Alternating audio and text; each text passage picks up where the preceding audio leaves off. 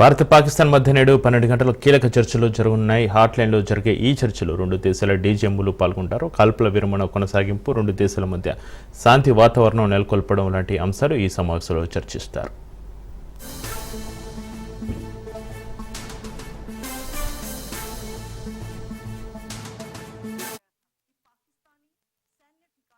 ఉధృత పరిస్థితులు ఏర్పడినప్పుడు డీజీఎంఓలు మాట్లాడుకుని ఈ సమస్యను పరిష్కరించుకోవాల్సి ఉంటుంది. ఉగ్ర శిబిరాలను కూల్చివేసిన తర్వాత భారత డీజీఎంఓ పాక్ డీజీఎంఓకి ఫోన్ చేశారు, కానీ ఆయన చర్చలకు రాలేదు. అయితే శనివారం పాక్ డీజీఎంఓ భారత డీజీఎంఓకు ఫోన్ చేసి చర్చలకు సిద్ధమని చెప్పారు.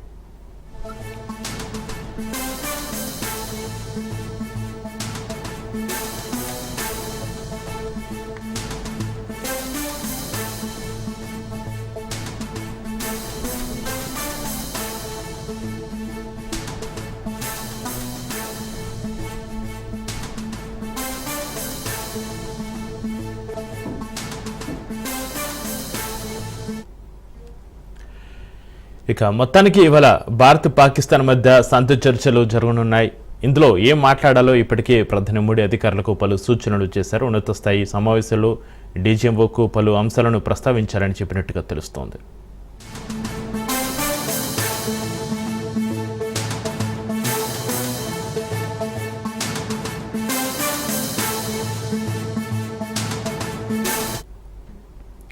ఇక కాల్పుల విరమణ ఒప్పందం తర్వాత కూడా పాకిస్తాన్ ఆర్మీ కాల్పులు జరపడంతో పాటు డ్రోన్ దాడులకు యత్నించింది. ఈ అంశంపై ప్రధానంగా చర్చించే అవకాశం ఉంది. అంతేకాకుండా సింధు జలాల అంశం కూడా ఈ సమావేశంలో ప్రస్తావనకు రానుంది. వీటితో పాటు తీవ్రవాదానికి మద్దతు ఇవ్వడం ఆపాలని భారత్ పాకిస్తాన్ గట్టిగా హెచ్చరించే అవకాశం ఉన్నట్టుగా తెలుస్తుంది. ఈ చర్చల తర్వాత భారత్ ఎలాంటి నిర్ణయం తీసుకుంటుందనేది కూడా ఆసక్తికరంగా మారింది.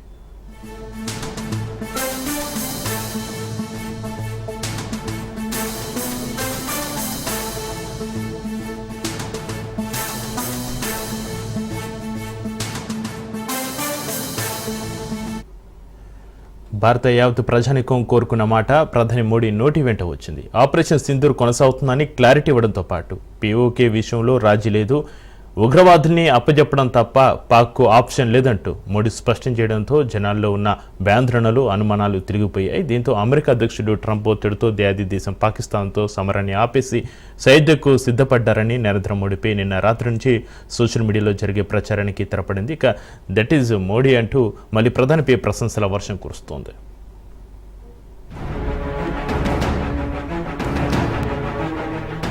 ఆపరేషన్ సింధూర్ పేరుతో దేశీ దేశం పాకిస్తాన్పై భారత సైనిక దళాలు విరుచుకుపడబోతున్నాయని యావత్ దేశం ఆసక్తిగా ఎదురుచూస్తున్న తరుణంలో అకస్మాత్తుగా రెండు దేశాల యుద్ధానికి విరామం చెప్పి శాంతి చర్చలకు సిద్ధమయ్యాయి.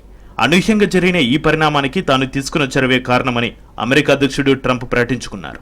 శాంతి చర్చలకు ఓవైపు సంకేతాలిచ్చి పొద్దుపైన వెంటనే పాకిస్తాన్ తన పాడుబుద్ధిని మళ్లీ బయటపెట్టడంతో భారత ప్రజలంతా ఒక్కసారిగా ఉలిక్కిపడ్డారు. అసలు ఏం జరుగుతుందో ఎవరికీ అంతు చిక్కలేదు. పాకిస్తాన్ ఈ రకంగా దొంగ దెబ్బ తీయడంతో అప్రమత్తమైన భారత సైన్యం సరిహద్దు రాష్ట్రాల్లో భారీ నష్టం జరగకుండా నివారించగలిగింది.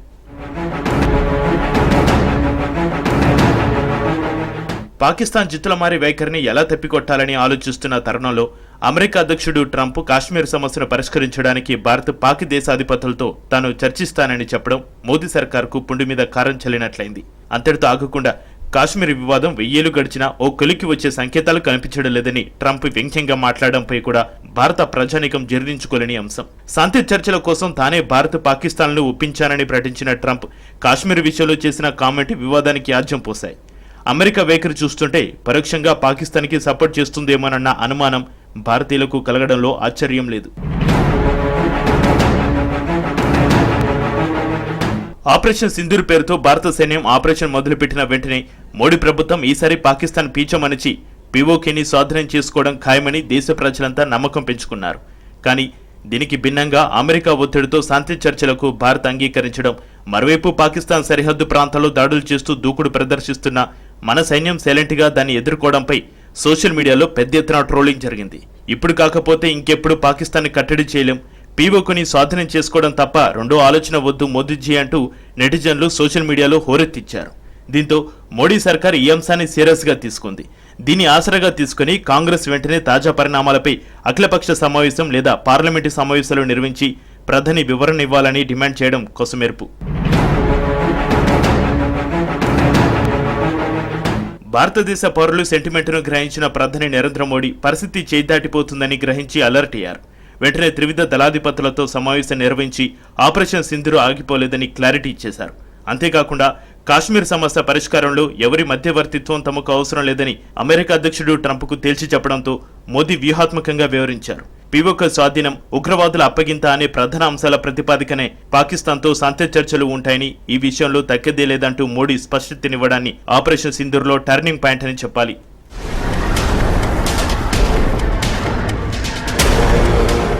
పాకిస్తాన్తో జరిగే చర్చల్లో భారతదేశ ఎజెండా ఏమిటో మోదీ ప్రకటనతో స్పష్టత వచ్చిన నేపథ్యంలో ఇక పాక్ వైఖరి ఎలా ఉండబోతుంది? పీఓకే విషయంలోనూ, ఉగ్రవాదుల అప్పగింత అంశంలోనూ భారత డిమాండ్లను పాక్ పాలకులు అంగీకరిస్తారా?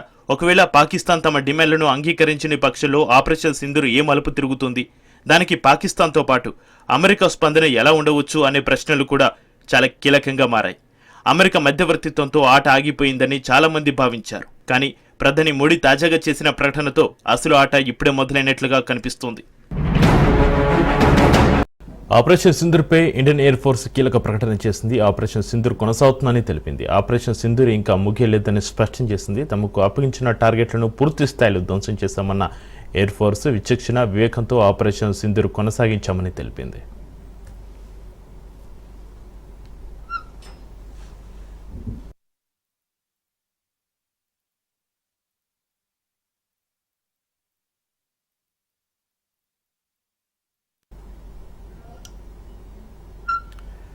ఆపరేషన్ సింధూర్పై ఇండియన్ ఎయిర్ ఫోర్స్ కీలక ప్రకటన చేసింది. ఆపరేషన్ సింధూర్ కొనసాగుతుందని తెలిపింది. ఆపరేషన్ సింధూర్ ఇంకా ముగియలేదని స్పష్టం చేసింది. తమకు అప్పగించిన టార్గెట్లను పూర్తి స్థాయిలో ధ్వంసం చేశామని ఎయిర్ ఫోర్స్ విచక్షణ, వివేకంతో ఆపరేషన్ సింధూర్ కొనసాగించామని తెలిపింది.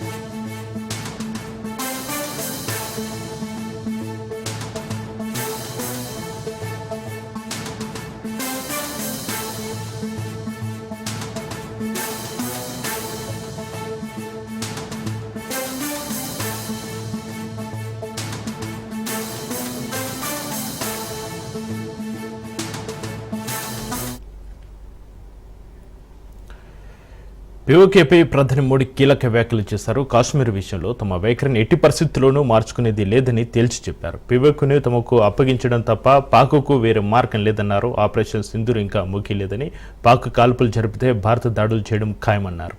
పాక్ ఒక్క తూట పిలిస్తే క్షిపణితో దాడి చేయండి అంటూ త్రివిధ దళాలకు మోడీ ఫ్రీ హ్యాండ్ ఇచ్చారు. పీఓకే విషయంలో అవసరమైతే తాను మధ్యవర్తిత్వం వహిస్తానని అమెరికా అధ్యక్షుడు ట్రంప్ ప్రకటించిన నేపథ్యంలో మోడీ వ్యాఖ్యలు మరింత ప్రాధాన్యత సంతరించుకున్నాయి.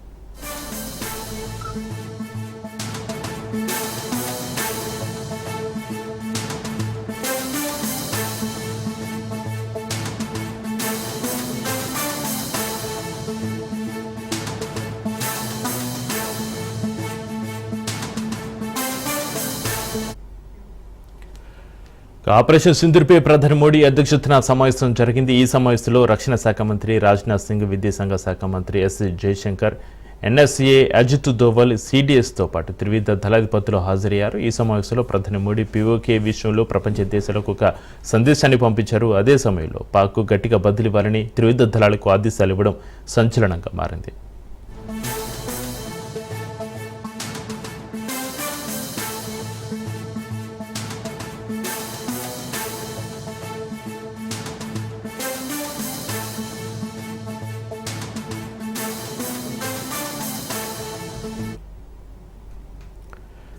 సరిహద్దులో పాకిస్తాన్ కవ్వింపు చర్యలకు పాల్పడితే ఏమాత్రం ఉపేక్షించేది లేదని, వారి కాల్పులకు దీటైన జవాబు ఇవ్వాలని ప్రధాని మోడీ సాయుధ బలగాలకు కీలక ఆదేశాలు జారీ చేశారు. తూటాకు తూటనే సమాధానం అనే రీతిలో ప్రతిస్పందన ఉండాలని స్పష్టం చేసినట్లుగా తెలుస్తుంది. అక్కడి నుంచి ఒక తూట పేలితే ఇక్కడి నుంచి బాంబు పేలాలని, ఎల్ఓసి వెంబడి పాకిస్తాన్ సైన్యం కాల్పులకు తెగబడితే భారత బలగాలు మిస్సెలతో సమాధానం చెప్పేందుకు సిద్ధంగా ఉంటారన్నారు.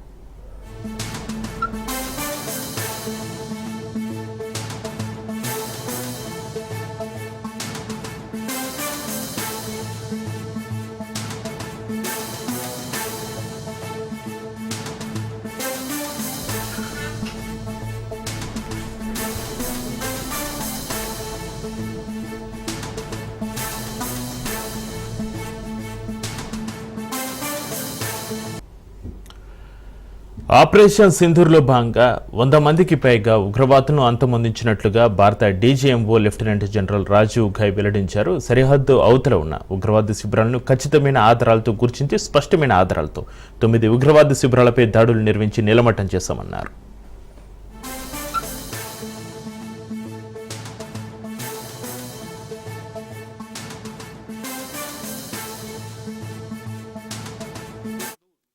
Conceptualized with a clear military aim to punish the perpetrators and planners of terror and to destroy their terror infrastructure.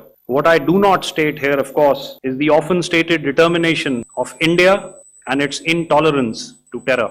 It set into motion a very diligent and microscopic scarring of the terror landscape across the borders and the identification of terror camps and training sites. The locations that emerged were numerous. But as we deliberated more, we realized that some of these terror hubs were now bereft of any presence and had preemptively been vacated, fearing retribution from us. There was also a term of reference and our own binding, self-imposed restriction to target only terrorists and thus prevent collateral damage. There were 9 camps that you are now all familiar with, which were confirmed by our various intelligence agencies to be inhabited. Some of these were in POJK, while there were others that were located in the Punjab province in Pakistan. Nefarious IC-814 hijack, Pulwama పేలుడుతో పాల్గొన్న యూసుఫ్ అజర్, అబ్దుల్ మాలిక్, రఫూఫ్, ముదసిర్ అహ్మద్ వంటి high level టార్గెట్లు ఉన్నాయని, దాడుల తర్వాత వెంటనే పాకిస్తాన్ నియంత్రణ రేఖ వద్ద ఉల్లంఘనలకు పాల్పడిందన్నారు. విచక్షణ రహిత కాల్పుల వద్ద దురదృష్టవశాత్తు పౌరులు, గ్రామాలు, గురుద్వార వంటి మతపరమైన ప్రదేశాలను లక్ష్యంగా చేసుకున్నారని తెలిపారు. And plan to engage these targets precision air to surface guided munitions so as to avoid collateral damage. The modalities of planning process I will not go through at this. However, what I would like to show you is the results that we achieved through our targeted air strikes. May. However, what we saw in the evening of 7th of May, we were saturated with a raid of Pakistani unmanned aerial vehicles and small drones. And these came in waves in our civilian areas, over our military installations. All of them were successfully intercepted. Few of them did manage to land. However, there was not much damage that they did. And we have our robust counter-US hard kill and soft kill systems which did the job. However, the difference here was that we had targeted the terrorists. The adversary now has targeted our civilians and the military infrastructure. So it had to be responded to. So in a quick and calibrated response, that very night we struck their radar installations at Lahore and close to Gujranwala, the LYT installation, to indicate to him that we are ready, yet we do not want to escalate. Our fight was with the terrorists and not with the Pakistani military establishment. The target systems that were given to the Indian Air Force were the notorious training camps. ఇక ఈ నెల 8-9న రాత్రి భారత్పై పాకిస్తాన్ గగనతల దాడికి ప్రయత్నించిందని తెలిపారు. డ్రోన్లు, మానవరహిత విమానాలు భారత వైపు దూసుకొచ్చాయని, వాటన్నిటిని కూడా భారత వైమానిక దళ రక్షణ వ్యవస్థ సమర్థవంతంగా తిప్పికొట్టిందన్నారు. ఈ క్రమంలో భారత వైపు ఎలాంటి నష్టం లేకుండా దాడులు చేశామన్నారు. ఇండియా వైపు దూసుకొచ్చిన ప్రతి డ్రోన్ను నిర్వీర్యం చేశామన్నారు.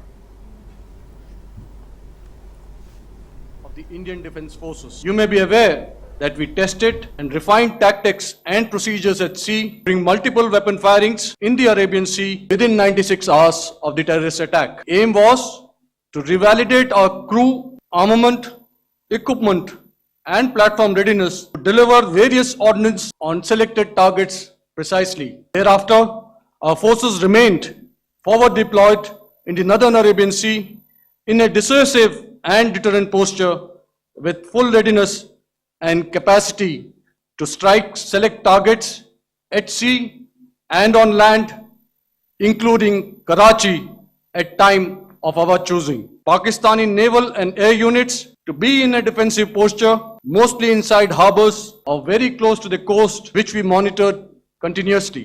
The Indian Navy maintained seamless maritime domain awareness throughout the duration and was entirely aware of the location and movement of Pakistani units. In effect, we had and continue to have good battle space transparency using our maritime domain awareness grid. In the aftermath of the cowardly attacks on Bharat Pakistan దేశాల మధ్య ఉధృత పరిస్థితులు కొనసాగుతున్న వేళ లక్నోలో బ్రహ్మోస్ క్షిపణి తయారీ కేంద్రాన్ని రక్షణ మంత్రి రాజ్నాథ్ సింగ్ ప్రారంభించారు. లక్నోలోని ఉత్తరప్రదేశ్ డిఫెన్స్ ఇండస్ట్రియల్ కారిడార్లో ఈ కేంద్రాన్ని నిర్మించారు. Warfare dimensions of modern times. BrahMos కేవలం ఒక ఆయుధం మాత్రమే కాదు, శత్రువులకు ఒక సందేశమని రాజ్నాథ్ సింగ్ తెలిపారు. బ్రహ్మోస్ శత్రువుల పాలిట సుదర్శన చక్రం అన్నారు. ఇవాళ శక్తిని ఆరాధించే దినోత్సవమని కేవలం 40 నెలల్లోనే తయారీ యూనిట్ పూర్తి చేశామన్నారు. బ్రహ్మోస్ ప్రపంచంలోని అత్యంత సూపర్ సోనిక్ మిషన్ అని చెప్పారు. Export contract involving the formidable BrahMos weapon complex for the Philippine integration and testing facility centre के उद्घाटन के शुभ अवसर पर मैं आप सबसे बातचीत करते हुए बेहद प्रसन्नता की अनुभूति कर रहा हूं। मेरी बड़ी इच्छा थी कि मैं स्वयं उपस्थित होकर आप सबके बीच मैं रहूं, आप सबसे मैं सीधा संवाद करूं, पर मैं क्यों नहीं आ पाया यह बात आप सभी जानते हैं। अभी जिस परिस्थिति से हम गुजर रहे हैं उसे देखते हुए मेरा दिल्ली में रहना यह अति आवश्यक था। इसलिए मैं वीडियो कॉन्फ्रेंसिंग के माध्यम से आप सभी से जुड़ रहा हूं। मैं भले ही आपके बीच नहीं आया, लेकिन अपने उत्साह के माध्यम से आप मुझ तक जरूर पहुंच गए हैं। यह अपने आप में एक संदेश है कि चाहे हम किसी भी परिस्थिति में रहें, यह देश चलता रहेगा और हमारा काम नहीं रुकेगा। किसी भी स्थिति में हमारा संवाद नहीं टूटेगा। आज लखनऊ में BrahMos integration and testing facility centre के उद्घाटन के शुभ अवसर पर मैं आप యూపీ సీఎం యోగి ఆదిత్యనాథ్ సంచలన వ్యాఖ్యలు చేశారు. బ్రహ్మోస్ సత్తా ఏంటో పాకిస్తాన్ను అడగండి అన్నారు. ఆపరేషన్ సింధూర్ విజయం బ్రహ్మోస్ సత్తాను ప్రపంచానికి చూపిందని ప్రశంసించారు. ఉగ్రవాదానికి దాని భాషలోనే సమాధానం చెప్పాలన్న యోగి ప్రధాని మోడీ నాయకత్వంలో టెర్రరిజంపై పోరాటానికి ఏకతాటిపై నిలవాలని పిలుపునిచ్చారు. वालों से पूछ लेना चाहिए कि ब्रह्मोस मिसाइल की ताकत क्या है। आतंकवाद के प्रति प्रधानमंत्री जी ने घोषणा की है कि कोई भी आतंकी घटना अब युद्ध जैसा होगा। और याद करना, आतंकवाद को जब तक हम पूरी तरह कुचलेंगे नहीं तब तक समस्या का समाधान होगा भी नहीं। अब समय आ गया है जब इसको कुचलने के लिए हम सबको एक स्वर से प्रधानमंत्री मोदी जी के नेतृत्व में पूरे भारत को, पूरे उत्तर प्रदेश को मिलकर के इस अभियान के साथ जुटना होगा। आतंकवाद कुत्ते की पूंछ है जो कभी सीधी होने वाली नहीं, जो प्यार की भाषा मानने वाली नहीं है। उसको उसकी भाषा में जवाब देने के लिए तैयार होगा। और इस दिशा में भारत ने ऑपरेशन सिंदूर के माध्यम से दुनिया को एक संदेश दे दिया है। ब्रह्मोस मिसाइल क्या होती है, अभी आपने వరుస భూకంపాలతో టిబెట్ వణికిపోయింది. వరుసగా 3 సార్లు భూమి కంపించింది. దాదాపు గంట సమయంలో 3 సార్లు ప్రకంపనలు నమోదయ్యాయి. దీంతో జనం ఒక్కసారిగా ఆందోళనకు గురయ్యారు. ఇంట్లో నుంచి జనం పరుగులు పెట్టారు. రిక్టర్ స్కేల్పై 5.7 తీవ్రత నమోదైంది. నేషనల్ సెంటర్ ఫర్ సిస్మాలజీ పేర్కొంది.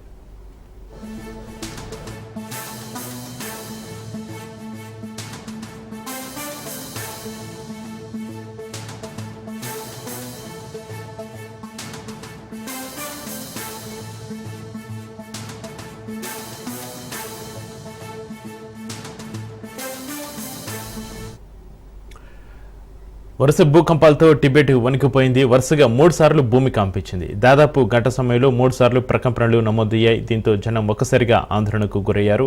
ఇంట్లో నుంచి జనం పరుగులు పెట్టారు. రిక్టర్ స్కేల్పై 5.7 తీవ్రతగా నమోదైందని నేషనల్ సెంటర్ ఫర్ సిస్మాలజీ పేర్కొంది.